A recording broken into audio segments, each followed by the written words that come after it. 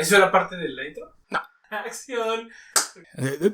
Mis queridos clasemedieres, crononautas, clasemedieras, clasemedieros, estamos muy contentos de estar con ustedes en este capítulo 17 que le dedicamos con mucho amor, mucho cariño y mucho corazón a Los Ángeles Azules. 17 años. ¿No? Me gustó mucho su respuesta cuando los cuestionaron sobre la canción de 17 años. Entonces, les dedicamos este capítulo a ellos. Y evidentemente nos pone a pensar qué haría Jay de la Cueva si Los Ángeles Azules dejan de tocar. 17 años. Entonces, el universo se alinea tranquilamente. Después de casi 2 meses de responsabilidad social y mucha autocrítica, nos entregamos al romance de un personaje que lo único que aportó fue risas y burla y cosas muy cagadas. Además de esta bonita dedicación a Los Ángeles Azules, este programa está dedicado a nuestro seguidor, escucha, Ángel Cano, que nos dijo, Axel Cano. ¿Axel? Sí, tú me dijiste Axel, ¿no? ¿Sí era Axel? Sí, era Axel. Perdón, Axel. Otra vez. Además de dedicárselo a los grandes Ángeles Azules, va para Axel Cano, que nos pidió que si ya volvíamos a la comedia, por el amor de Dios, y decidimos volver en La Puerta Grande con un personaje sarnoso, mugroso y cochino como los que nos gustan.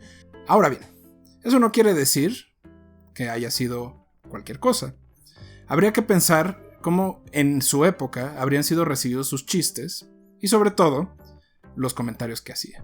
Es por eso que todos los que participamos en este programa nos deslindamos por lo dicho por este comediante, actor y escritor. Bueno, todos menos Baltasar, que ya saben que tiene mentalidad de persona de la tercera edad. Sin embargo, como muchos personajes de los que platicamos aquí, estaba adelantado a su tiempo. Con un humor fuertemente enraizado en sus experiencias, miedos, tabúes y en lo que se le pegara, el personaje de hoy revolucionó la comedia para convertirla en una disciplina más allá del pastelazo y la equivocación. No me lo tomen a mal. Participó en todo tipo de comedias, jugó y experimentó con todo tipo de cosas, pero su expectativa estaba en otros rumbos. Él quedó como representante más visible de un clan que, conducido por su madre, generó revueltas en Hollywood, que como ya hemos platicado en otros capítulos, en ese tiempo era una mugre. Este capítulo tiene también una fuerte carga de ironía y de sarnosidad. Antes de comenzar, les recordamos que contamos con un Patreon. Nos encuentran como Escuela Nacional de Clasemedieros tanto en Patreon como en YouTube. Ahí pueden aportar lo que quieran y ayudarnos a continuar revelando la vida de muchos personajes que de otra manera alguien más revelaría, porque últimamente todo el mundo hace podcast. Entonces, no es porque seamos muy importantes, pero nos ayuda a que estén en esto. También les quiero recomendar que vayan a la página de Facebook de Titlix, que nos hizo esta chingonería de taza y otras tazas más, para que vayan a ver. Tienen unos servicios muy chingones y tienen cosas muy buenas, así que vayan a darle una vuelta. Si no nos pueden ayudar con dinero, con que se suscriban, es más que suficiente. Con que nos vean y lo comparten. Exactamente.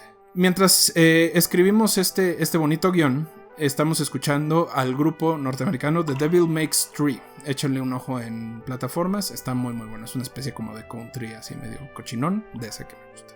Y que, miren, representa... Es el maestro Chayanne, dice este güey. No, pues qué pasó. Es Johnny Cash, Pacheco, comiendo pastel. Entrémosle en la historia de este comediante, actor, escritor y loco que revolucionó la comedia con ironía e inteligencia. Un comediante que intentó todo porque nada le parecía.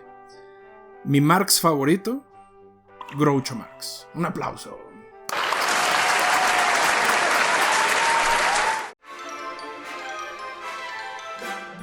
Crononautas.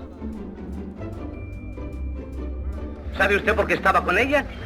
Justamente porque me recuerda a usted. Porque se largué oído que van a construir unas oficinas donde está usted. Se puede ir en taxi, si no consigue uno, se puede ir indignada. Y si es pronto, váyase dentro de un minuto.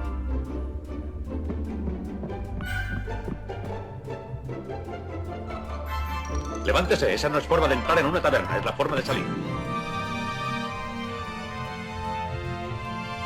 Hoy, Groucho Marx. Capítulo 1. Se podría decir que nací a una muy temprana edad. Julius Henry Marx podría ser considerado como muchos de los artistas que tocamos en este lugar y de su época, una navaja suiza. Hacía radio, televisión, cine, vodevil, teatro tradicional, escribía un poco, stand-up y también cantaba. Es por igual un sujeto que no podía haber existido en otra época, ya sea por el tipo de humor que siempre cargó, como las observaciones de las que sus cercanos eran presa. Es decir, para estar cerca de Julius necesitabas tener piel bastante gruesa, como piel de talón, así, de ese talón ya cuarteado, choncho, de caminar todos los días, ese. Julius Marx nació el 2 de octubre de 1890, parte de una familia migrante alemana y francesa. Su padre, Simon Marx, era francés y su apellido provenía de las comunidades judías de esta región. Era conocido como Frenchy de manera despectiva por sus hijos, porque era francés. De hecho, se cambió el nombre de Marx a Marx para que no identificaran tan claramente su origen francés. Así que igual y no es Marx, igual es Marx o Marx. Pero bueno, mi francés, como ustedes saben, es Pepe Le Pew, cancelado. Saludos a Pepe Le Pew. Frenchy era un sastre. En alguna entrevista, Groucho diría que uno bastante malo, por lo que se tenía que dedicar a otras cosas. Harpo, su hermano, diría que era justo lo contrario. Como lo haría toda la vida, contradiciendo a su hermano y asegurando que su papá era tan buen sastre que ni siquiera necesitaba tomar medidas. Simplemente con ver a la persona era capaz de hacer el traje. Pero que las condiciones de vida en Nueva York de esa época lo obligaron a tener todos los trabajos que pudo para mantener a su esposa en casa, o sea, que no fuera trabajadora, porque acuérdense que del maldito pitocentrismo. En esa época las mujeres no deberían de trabajar, y cuidando de los niños. Minnie Schauberg, su madre, era de origen alemán y migró junto con su familia a Estados Unidos cuando tenía 16 años. El espectáculo corría por sus venas. Su hermano, también actor de vodevil, Al Sean, fue parte de Sean and Gallagher, dos actores de vodevil de aquella época que eran bastante prominentes. Si no saben qué es el vodevil, vayan a ver el capítulo de Lupe Vélez o el Rincón de Don Nadie, que está en todas nuestras redes sociales. Ahí les explicamos muy gráficamente qué es el vodevil. Fue Sean quien años después, según Groucho, pagaba a niños y mujeres de la colonia para que cuando los fuera a visitar tocaran la puerta y le pidieran autógrafos. Sin embargo, se sabe que mucho del conocimiento y la experiencia que ayudaron a los hermanos en sus primeros intentos fue precisamente contribución de su tío. Minnie era actriz y bailarina. Participó en obras y espectáculos de vodevil sin mucho éxito, pero sería esto lo que la llevaría a conocer a Frenchy. La historia cuenta que estaba buscando Frenchy a una maestra de baile y que fue por recomendación de un amigo músico en común que la conoció. Sobre la relación de sus padres, Groucho era muy ácido, asegurando que no se llevaban bien. Pero la realidad es que Minnie dedicó la mayor parte de su vida adulta a empujar a sus hijos a convertirse en artistas, mientras que su padre trató de mantenerlos lo mejor que pudo. Minnie era tan astuta que se hacía llamar Minnie Palmer para negociar contratos, ofrecer los servicios de sus hijos y evitar ser vista como una explotadora o, por el otro lado, como alguien débil que nada más estaba cuidando a sus hijos. Groucho tuvo 5 hermanos, 3 mayores, uno que murió prácticamente al año de nacer, 2 que sobrevivieron y trabajaron con él y otros 2 que le siguieron y también trabajaron con él. Esto confirmaría la teoría del hijo sándwich de la que habíamos platicado en capítulos anteriores. Suele suceder que este hijo se vuelve en sí mismo un mediador y retador dentro de la familia. Depende del hermano al que se le pregunta, es lo que Groucho era para ellos, porque según las perspectivas de la época eran los 2. En algún punto de vida se convirtió en el líder del clan, pero sobre todo cuando su madre ya no sostenía el poder y su popularidad era mayor a la de sus hermanos. Por el otro lado, también le gustaba picar a sus hermanos, le gustaba picar a su papá, le gustaba picar a su mamá para ver cómo le contestaban y el tipo de cosas que hacía. Así, todos le entrarían de un modo u otro al mundo del espectáculo con diferentes resultados.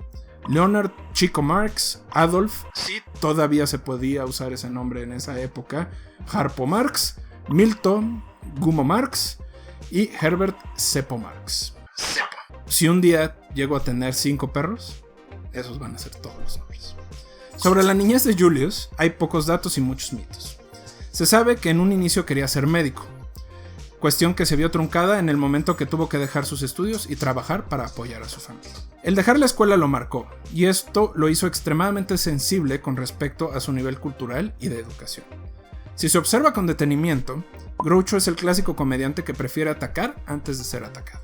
Esto se debe a que tanto su origen como su falta de preparación escolar le parecían puntos débiles, sobre todo en una sociedad como la de Manhattan de principios de los 20s, en donde todas las personas tenían que fingían y sabían de muchas cosas y tenían muchos estudios. Señores, recuerden que los 20 es la época de la explosión del espiritismo, entonces tampoco era para tanto. Esto ocasionó que Groucho fuera un lector voraz y siempre estuviera al tanto de todas las noticias.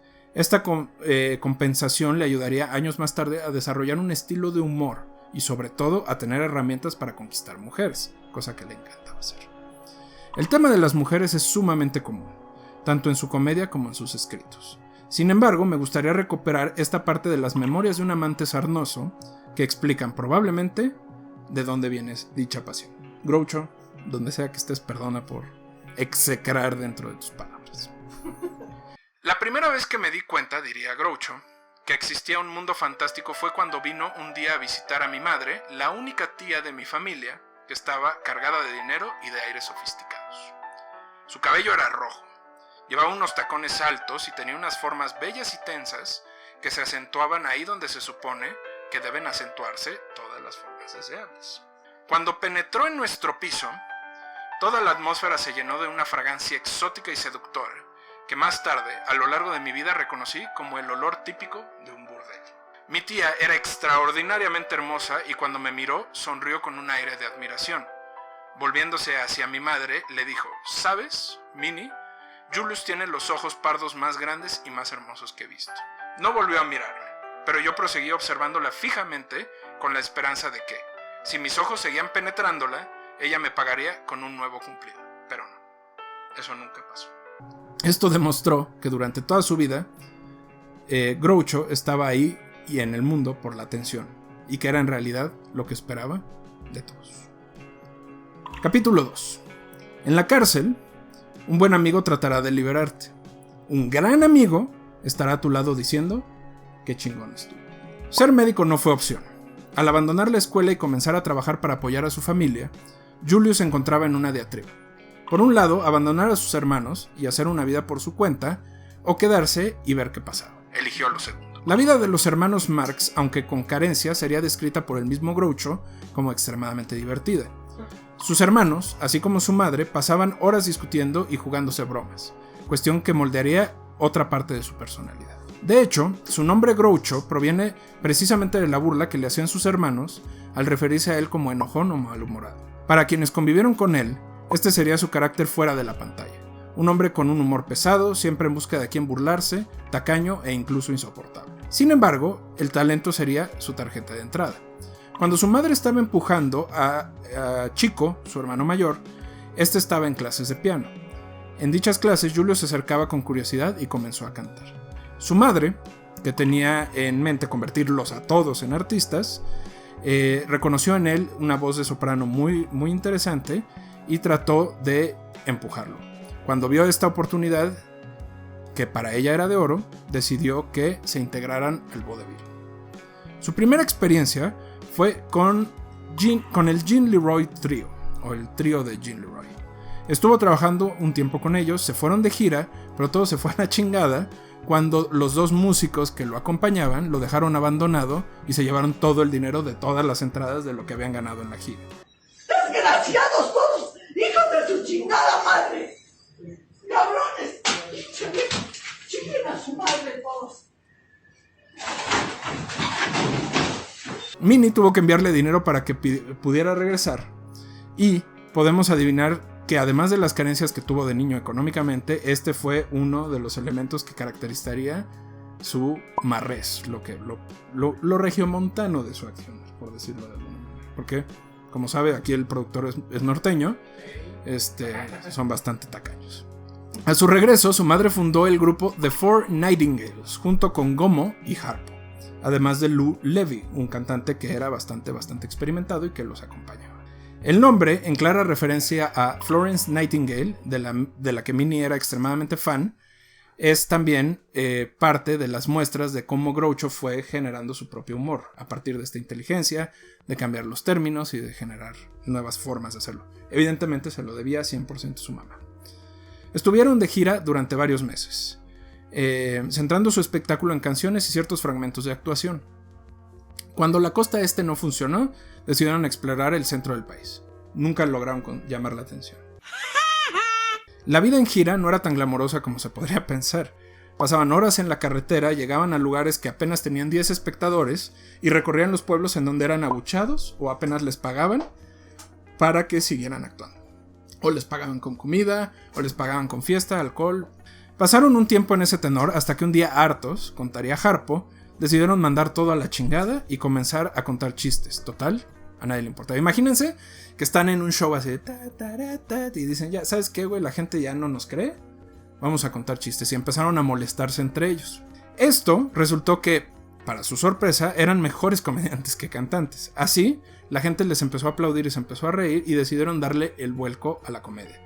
En donde Chico comenzó a ser un personaje con acento italiano, Harpo con acento irlandés y Julius, o Groucho, con un acento alemán. Recordemos que ese tipo de humor era común en esa época, ahorita ya no tanto, pero aún así no cayó nada bien. Para Harpo, ponerse una peluca roja y hablar así como irlandés era extremadamente incómodo, por lo que abandonó el personaje al poco tiempo. Groucho, por su lado, terminó por abandonar al alemán ante el creciente desagrado a ese país que estaba generándose en Estados Unidos a partir de la Primera Guerra y de la Segunda Guerra. Fue ahí donde poco a poco Groucho fue desarrollando su estilo de comedia, que era una mezcla entre slapstick y comedia irónica. Señores, señoritas, señores, señores, viene un dato crononáutico. El slapstick es un género de comedia usado predominantemente a principios del siglo pasado, en donde el actor en cuestión va pasando por diferentes problemas y su incapacidad de hacer bien las cosas, pero que al final logra salir victorioso o como héroe. Promovida por Fred Karno, se puede encontrar en el cine silente, pero sobre todo en Laurel and Hardy, El Gordo y el Flaco, y con Chaplin, que lo llevó a otro nivel. Si no me creen, vean sus películas. O sea, vean, hay películas de Chaplin donde se hacen efectos visuales que son... Vean a Chaplin y vean cómo se hace bien un buen efecto especial sin mucho dinero. Pero bueno, los hermanos Marx la usaron todo lo que pudieron, pero Groucho fue en quien le tomó más ventaja.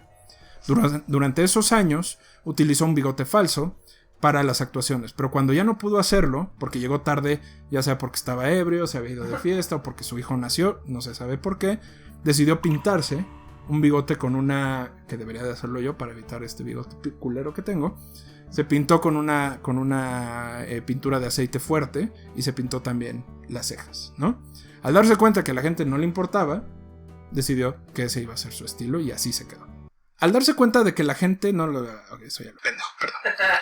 Igualmente, notó que cambiar su voz, hacerla mucho más aguda, rápida, así como cambiar su caminar, generaba más risa.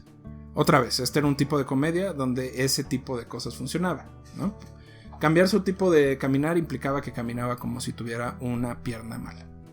Esto, sumado a su evidente estrabismo, tenía un ojo que estaba prácticamente completamente hacia la derecha, lo confirmarían como un personaje que se replicaría durante muchos años. Para que vean el grado de trascendencia que tiene. Si ustedes, queridos crononautes, alguna vez han usado esos lentes falsos que tienen pasta gruesa, nariz y bigote, están usando a Groucho Marx. Si han visto a Bugs Bunny hacer un chiste mientras finge que se fuma una zanahoria, están usando a Groucho Marx. A partir de aquí, la cosa mejoraría sustancialmente, pero como saben, no sería para siempre. Esperemos que estén disfrutando este Crononauta 7 sobre el maestro Groucho Marx. ¿Cuál 7, güey? Esperemos estén disfrutando este Crononautas 17 sobre Groucho Marx. Les recordamos que pueden encontrarnos en Instagram como Los Crononautas Podcast, en _clase medieros, Ternera Junior, Don Nadie Reco y Deportes_sofá. Vamos a ver qué nos prepararon nuestro productor y su equipo y regresamos.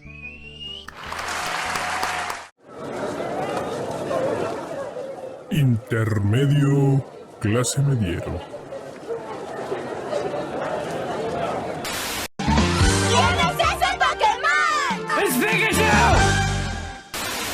No siempre se trata de dinero, Spider-Man.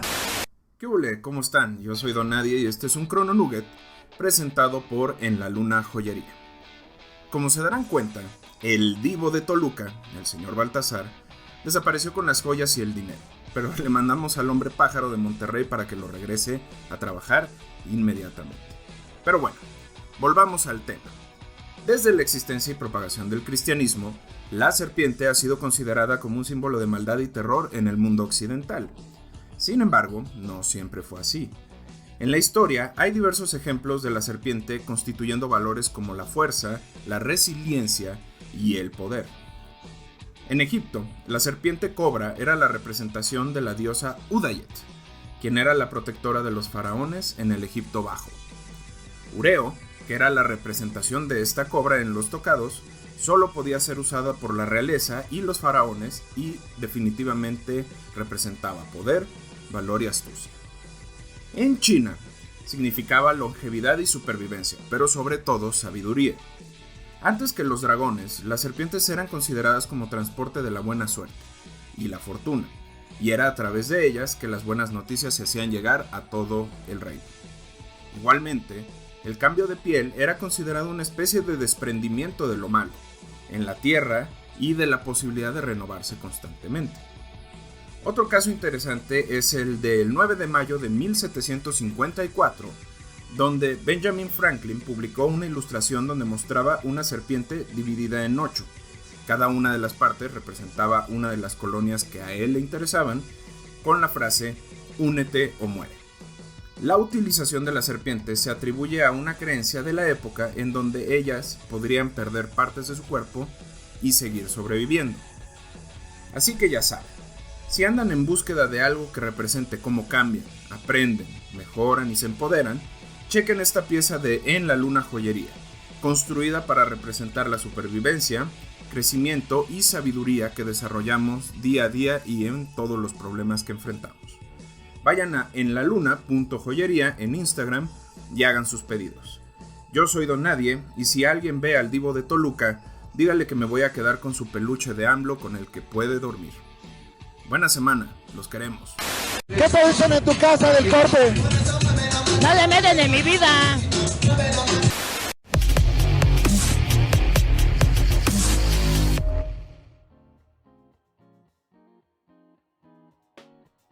El más grande no es el que creen.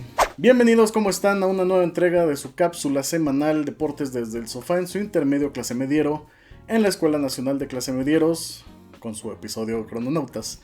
Yo soy Rich y vamos a entrar. Sé que muchos me van a colgar por lo que vamos a hablar hoy, por lo que estoy a punto de decir, lo que estoy a punto de plantear, pero lo digo por alguna razón.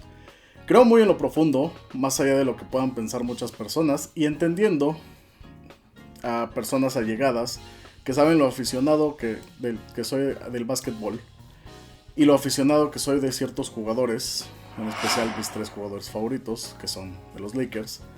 Creo que en lo profundo no creo que el que muchos que ustedes creen es el mejor jugador de la historia. Permítanme explicar, antes de que se enojen todo el mundo. Aquí vemos en un punto que es muy complicado, es muy difícil y es sumamente innecesaria esta discusión. De repente hacer una comparación entre épocas está de más, porque si dividimos todo lo podemos encontrar de cierta manera. Si nos vamos a los 50s, encontramos con los Minneapolis Lakers a quien pensaba que era el mejor jugador de la historia y en su momento, que era George Mikan. Si lo ven, no creen mucho que era jugador de básquetbol, pero en su momento era el jugador élite y la primera superestrella de la historia. Avanzamos unos años y la gente podría creer, que Jerry West era el mejor del mundo y el mejor de la historia ya en ese momento, y por eso era el logo de la liga más importante de hoy en día. O volteamos en la misma época y vemos a Oscar Robertson, que ya hemos mencionado en esta cápsula, con temporadas de triple dobles y un jugador fuera de serie. Luego apartamos la mirada a Will Chamberlain, un jugador que no se ha visto en ningún momento de la historia de la liga, y ahí lo tenemos con su partido histórico de 100 puntos. Y al mismo tiempo, volteamos y podemos ver a un Bill Russell con 11 campeonatos con sus Celtics de Boston. 11, ningún otro jugador tiene tantos campeonatos. Avanzas un poco más y llegas a Kareem Abdul-Jabbar, el máximo anotador de la historia de la liga, llevando a esos Bucks de Milwaukee a su único campeonato y después para jugar con los Lakers. En esto avanzas un poco más todavía en este viaje en el tiempo, como es el episodio que estamos. Y llegas a los 80s y es una época tan complicada porque tienes al Magic Johnson con los Lakers, tienes a Larry Bird con los Celtics, que se repartieron todos los campeonatos de los 80s, o quitando un par de campeonatos que se llevaron los Rockets de Houston con Hakeem Olajuwon, otro fuera de serie. Y tienes otros grandes tantos jugadores en esta época sin igual y sin comparación. Y es aquí donde en 1984 surge Michael Jordan como un jugador novato salido de la Universidad de Carolina del Norte. Fue el novato del año de esa campaña.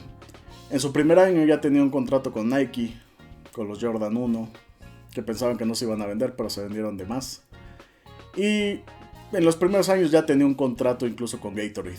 Pero Jordan tenía un gran problema, y es a lo que voy. No sabía jugar en equipo, nunca pudo hacer nada en los 80, se enfrentaba a los grandes y no lo lograba. Se enfrentó en sus primeros años a Milwaukee y a los Celtics.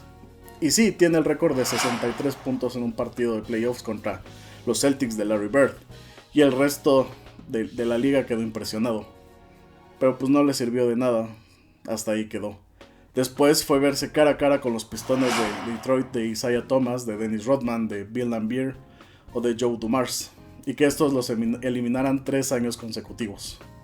No le sirvió de absolutamente nada a Jordan ser tan buen jugador. Jordan entendió que podía ser ese factor clave en su equipo, ese factor verdadero más allá de sus habilidades, cuando supo que podía jugar en equipo, cuando le llegó un score equipo. Y entendiendo que no solo todo se trataba de él. Y es ahí que tenemos ya el levantamiento de sus primeros 3 campeonatos en los primeros años de los años 90. El retiro momentáneo de un par de años, lamentable su incursión en el béisbol, y otros 3 años cuando regresó. Pero aquí mi punto es, Jordan fue avasallador en la época de los 90s, y de ahí su viaje cómico, mágico, musical que se echó en los Wizards de Washington, que ni para qué recordamos. De ahí avanzamos un poco más, y aunque mucha gente estará en desacuerdo, y una disculpa, encontramos que el mejor jugador de los años 2000 es Kobe Bryant, a pesar de la comparativa con quien muchos pueden mencionar o acabamos de mencionar, o a pesar de que mi jugador favorito de la época es Shaquille O'Neal, y que siempre lo defenderé a muerte, no está al nivel de Kobe en esta década.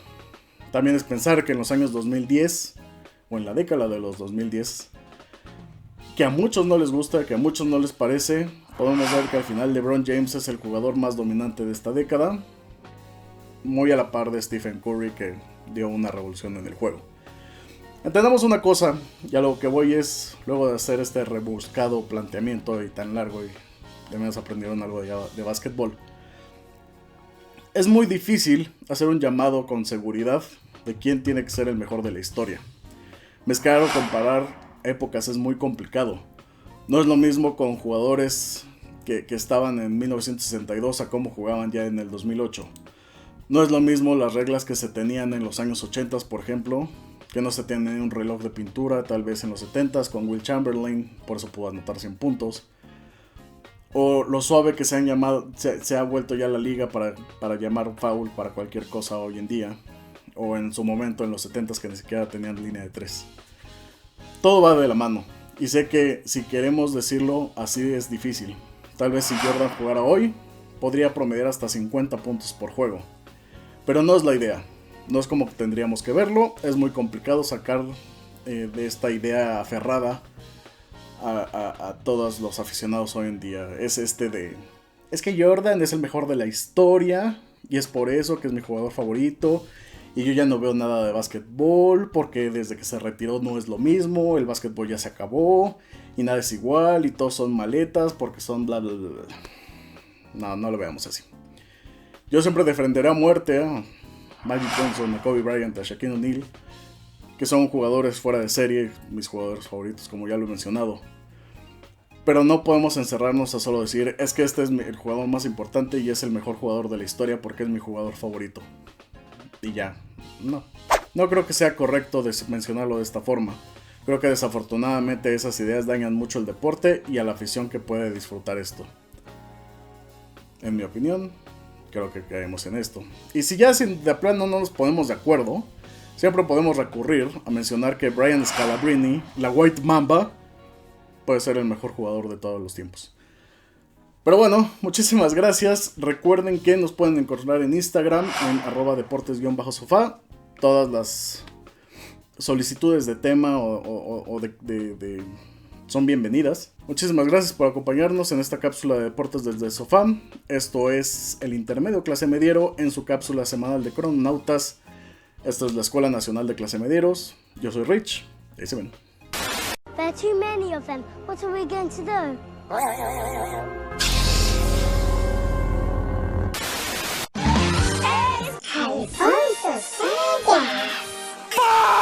Y me dejara cuchiplanchar las 24 horas del día, todo sería perfecto.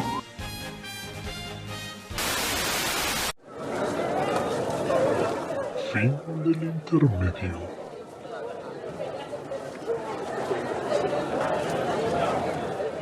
¿Dónde vergas dejé el guión? Capítulo 3.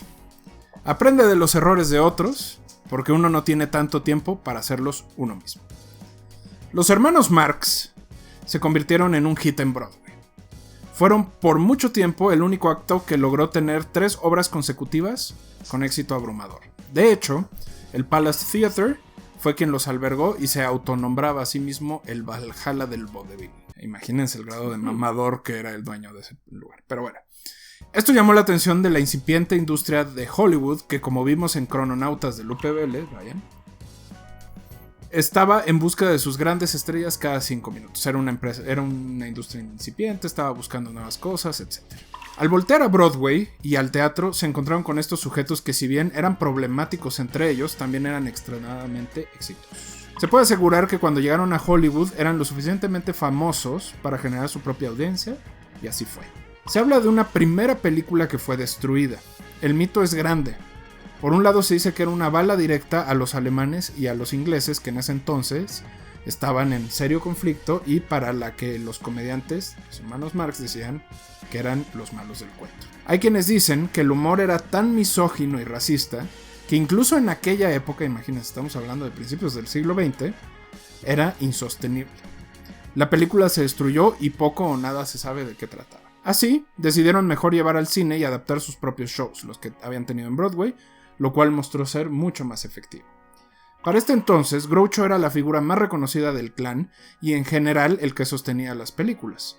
Hizo 26, 13 con sus hermanos, y aquí es donde daría el último toque a su personaje. Llevando al extremo la pintura negra tanto en el bigote como en las cejas, Groucho se dedicó a burlarse, sobre todo, de las altas esferas neoyorquinas de la época. Para él era muy importante mostrar que las formas y lo que conllevaban, así como las normas sociales y las leyes, servían de ni madres. Así, atacaba a todo lo que se le ponía enfrente, especialmente a personajes aristocráticos, usualmente actuados por la legendaria actriz Margaret Dumont. Eran representados como personas que se habían ido a menos, o que ya no funcionaban, o que ya no tenían como un lugar en la sociedad. Sobre la relación con la actriz, el mismo Groucho diría irónicamente que fue tan exitosa porque ella nunca entendió los chistes. También, por aquellos años, trabajó con la NBC en diversos programas de radio, de los cuales muchos se perdieron. O los perdieron. ¡Sospechosa la wea! Recordemos que la popularización de la televisión vendría décadas más tarde, y en la radio se encontraban, además de noticias y deportes, novelas, sketches y cuentos cortos. Su programa radiofónico, You Bet Your Life, o Tú Apuesta Tu Vida, fue el más popular. Incluso tuvo una iteración en televisión en 1950, y aún así nunca alcanzó los niveles que tuvo en el cine y en el teatro. De ahí en adelante, poco a poco fue perdiendo vigencia. Entre los momentos claves fue ser conductor del Tonight Show, en el lapso entre Jack Paar y Johnny Carson. Para quienes no saben cuál es el Tonight Show, es donde está Jimmy Fallon, presentando a este último como su conductor final. O sea, él fue el que presentó a Johnny Carson, que a su vez Johnny Carson fue heredando a Conan O'Brien, Jay Leno y luego a... 20 minutos después. Fue perdiendo su popularidad, pero se hizo de muchos amigos. Entre sus mejores amigos de aquella época están Elton John, Alice Cooper, Nick Cavett y otros que lo invitarían a formar parte de sus proyectos, pero siempre en pequeños roles. Recibiría a manos de Jack Lemmon un Oscar honorario para él, sus hermanos y Margaret, que nunca entendió los chistes. Finalmente, dentro de la literatura, además de las memorias de un amante sarnoso, tuvo otros 8 volúmenes, mayoritariamente alrededor de la filosofía y su perspectiva de vida, así como del personaje que él mismo había creado. Capítulo 4. Un epitafio que diga perdón por no levantar. Ya saben que en este bonito programa nos gusta dejar algunos chismecitos para el final. La vida personal de Groucho, como puede pensarse, fue extremadamente caótica. Como ya dijimos, para muchas personas que lo rodearon durante su vida, era un tipo extremadamente difícil, enojón, confrontativo e incluso mamón. Esto lo llevó a tener 3 matrimonios, los cuales todos terminaron en divorcio. El primero con Ruth Johnson, con la que tuvo 2 hijos. El segundo con Kay Mavis, a la que le llevaba varios años. Él tenía 54, ella tenía 21. Tuvieron todavía una hija. El tercero, Eden Hartford. Él tenía 64 y productor, adivine cuántos tenía ella. Él tenía 64. 1 minuto y 37 segundos más tarde. 24. ¿24? Tenía 24 años cuando se casaron. Groucho era insomne, cuestión que le llevó a intentar de todo tipo de cosas para dormir, desde fumar mota, inyectarse morfina, de todo. Menos terapia. Él atribuiría ese insomnio a la crisis financiera del 29, pero la realidad es que también tenía otro tipo de problemas.